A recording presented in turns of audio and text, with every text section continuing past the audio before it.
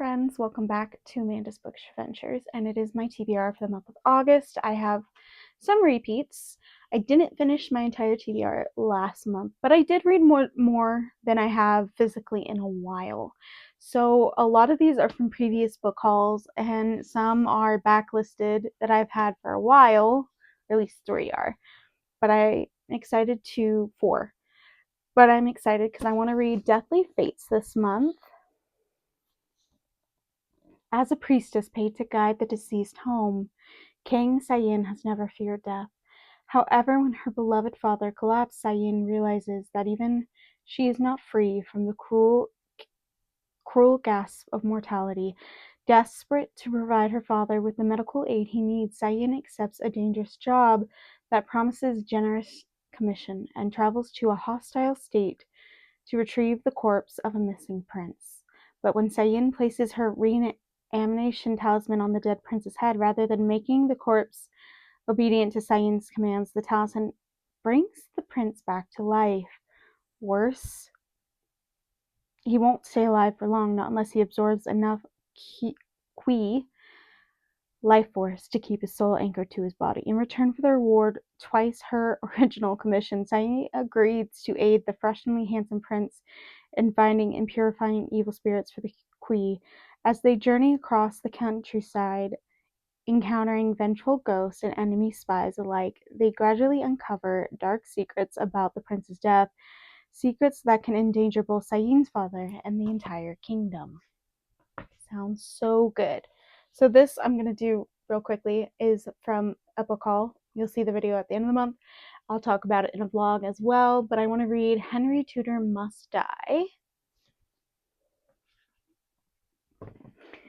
Then I want to read a series. The final book is not out, but I just want to know what happens.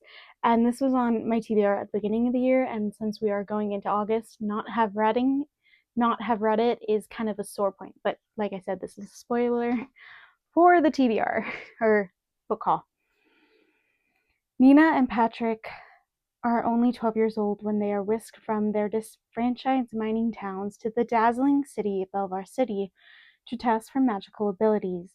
Nina's lifelong dream is to become an artisan, a powerful elemental mage who fulfills the city's grand ambitions, while Patrick wants to only reunite with his family of craftsmen in the mines. Together, they discover a devastating secret: artisans aren't born but chosen. With this information, they part ways. Patrick returns home while Nina finds her place as one of the rarest, most coveted types of artisan. When a craftsman's revolution ignites years later, Nina is captured by Patrick's rebel group, and he hasn't forgotten her. In fact, he needs her help for a mission that can shift the tides against Baylor City. She reluctantly agrees, aiding him, battling the sparks between them, but when Nina's first love reappears, asking her to betray Patrick for the artisans, she faces an impossible choice that will determine the fate of their world. So I'm actually really excited. I really love it because I would like to do a reread when the final book does come out and just read it all back to back. Then I have one that I got a couple months ago, but was on Becca and the books, and she gave it a 5-star and said it was one of her top reads of the year, so I kind of want to read it. Stay for a Spell by Amy Comby. Princess Tataline of the Widden Mar is delusioned the life as a princess. She longs for real conversation, the chance to build a life of her own making, and uninterrupted reading time. We all want that life. During a routine royal visit to the town of Little Pepperidge, Tandy's dream comes true when she finds herself cursed to remain in a run-down bookstore till she unlocks her heart's desire, certain that someone will figure out how to break the curse eventually, and more than a little thrilled by the prospect of an entire bookstone of her own. Tandy, we all want that. Or at least book readers and probably game people want the same thing. Tandy settles, I'm a gamer too, but to be stuck where you have to play video games all day, a lot of people want this life. She finds it easy to exchange balls and endless state dinners for teetering piles of books, an irritatingly handsome pirate who seems bent on stealing her stock.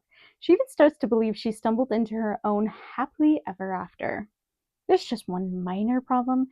As Tandy's royal duties go unfulfilled, her frantic parents start sending princes to woo her, each one of them certain their kiss will break the curse. After all, what more could a princess want than a prince?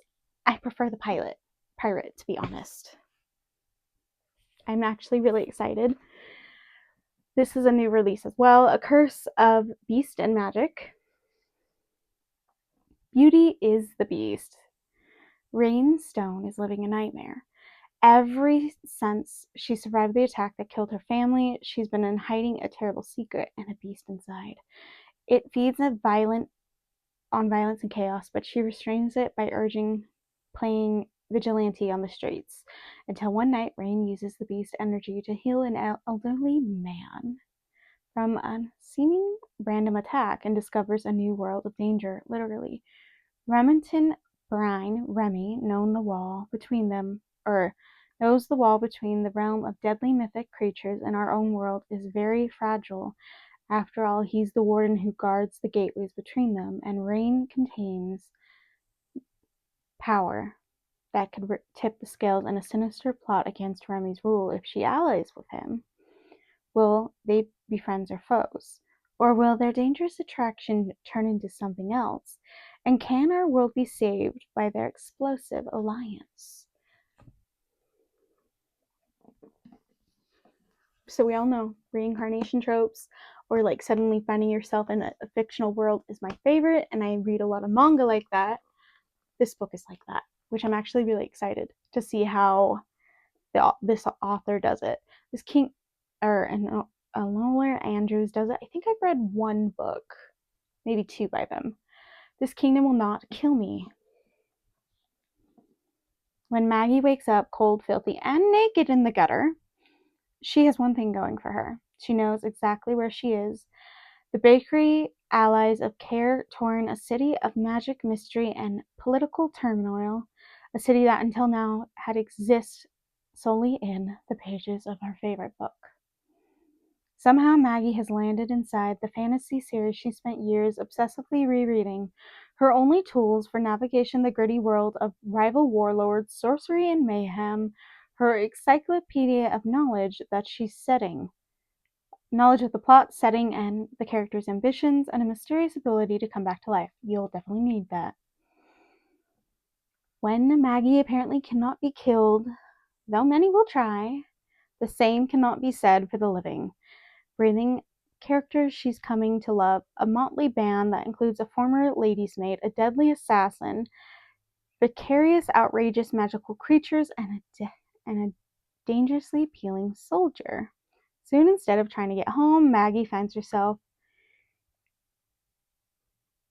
enmeshed in schemes and attentions of dueling princes, dukes, and villains, all while trying to save them and the kingdom of Relis from the way she knows their stories are supposed to end in the cosmic war. So this is from my book haul, one of the parts, so I won't read the description until it's a vlog or the book haul. Pieces of the Night, and I'll show you the other one to hurry it up as well. So we have Rules of the Summer by Megan Quinn. So I'm actually really looking forward to those, but I'm thinking, I feel like I'm in more of a fantasy mood, really. And then I'm only going to read the description of one book, but these are repeats. So we have Raiders of the Lost Heart, Temples of Swoon, and The Lust Crusade by Joe Siwa. So they're all standalones. I thought they connected, so I could have been reading them this entire time. So I waited till I had 3 thinking they connected, but they're standalones. So I'm definitely at least going to read this month Raiders of the Lost Heart because I've owned it the longest. Archaeologist. Corey has a bone to pick. Literally, it's been Corey's life goal to lead an expedition deep into Mexico's jungle, searching of the long lost remains of her ancestor Chimley, an ancient warrior of the Aztec Empire. When she's invited to join an all-expense-paid dig to do just that, Carrie is sure it's too good to be true, and she's right. At the world-renowned expert of channeling, Carrie should by the rights be leading this quest, not sharing the glory with disgustingly handsome nemesis. But Dr. Ford Matthews has been finding new ways to best her since they were in grad school. Ford isn't exactly thrilled either with his life in shambles. The last thing he needs is a reminder of their rocky past. But as the dig begins, it becomes clear they need to work together. A thief is lurking around their campsite, forcing the pair to keep their discoveries and lingering attraction under wraps.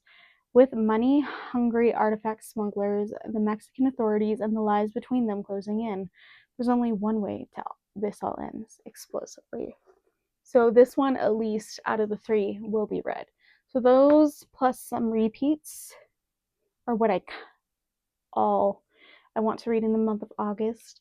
I did start a challenge where I was supposed to read 30 days for, not 30 days, 30, sorry, my wrist is killing me. I was playing on the computer earlier. I was supposed to read 30 pages a day, and I was successful for a while. And then my mental health, with all the stress I was dealing with, coming off work and everything else, is just, it legit, I couldn't do it anymore. So I did read, and then I also did read a bunch digitally as well, which is fine because I owned majority and I just bought the rest of the series. And then my ADHD has me hyper focused on buying Pokemon cards, and I spent a lot of money that I have, but I really wish I didn't, because I have a vacation coming up where I barely work one day and I get paid two.